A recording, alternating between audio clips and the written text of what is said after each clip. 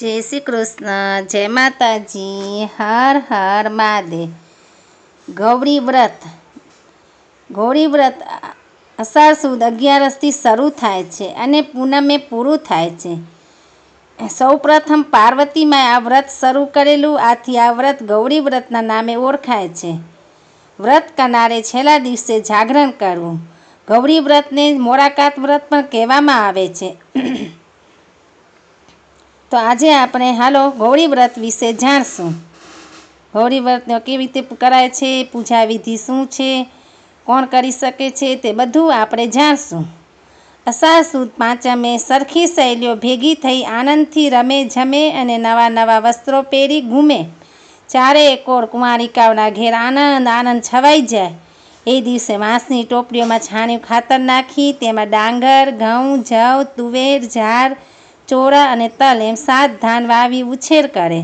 એ ટોપલીઓ પાટલા પર મૂકી તેની કંકુ ચોખાથી પૂજા કરે અને ઘીનો દીવો કરવાનો। આ રીતે દરરોજ સવારે નાહી ધોઈને ઝવેરાની અબીલ, ગુલાલ, કંકુ ચોખા વડે કુમારિકાઓ પૂજા કરે તેમજ ઝાડના સાંઠાથી ખેતર ખેરે। આમ અષાઢ વદ 11થી પૂનમ સુધી ઝવેરાની પૂજા કરવાની। સાંઠાથી ખેતર ખેરવાના। આમ અષાઢ સુદ 11થી પૂનમ સુધી ઝવેરાની પૂજા કરી અને વ્રત કરવામાં આવે છે। આ દિવસો દરમિયાન કુમારિકાઓએ મોરું ખાવું, સૂકો મેવો, દૂધનો હલવો કે શ્રીખંડ પૂરી પણ ખાઈ શકાય છે। એક પછી એક દિવસ પસાર થાય તેમ ઝવેરા વધતા જાય અને 11ના દિવસે છાબડી કે ટોપલીમાં વાવેલા ઝવેરા 2-3 વેંટ ઊંચા લીલાછમ ફણગા ફૂટીને વધી જાય। 11ના દિવસે કુમારિકાઓ ભેગી મળીને ઝાડના સાંઠાનું દાંતણ કરી ગીત ગાતા ગાતા નદીએ નાહવા જાય।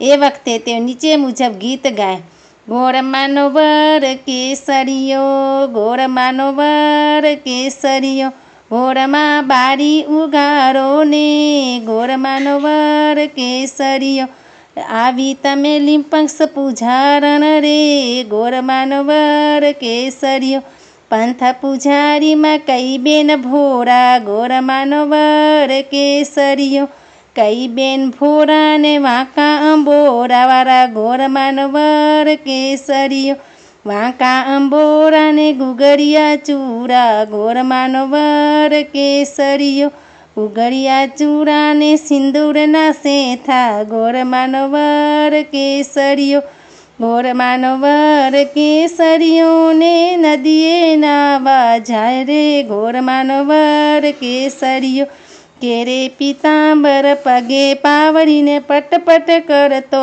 જાય રે, ગોરમાનો વર કેસરિયો, માથે તે મુગટ મેલ્યો રે, છમ છમ કરતો જાય રે, ગોરમાનો વર કેસરિયો, હાથમાં તે લંગર લા કરીને ઠમ ઠમ કરતો જાય રે, ગોરમાનો વર કેસરિયો, હાથે બાજુ બંધ બે રખાને, ગોરમાનો વર કેસરિયો, ગોરમાનો વર કેસરિયો, ગોરમાનો વર કેસરિયો।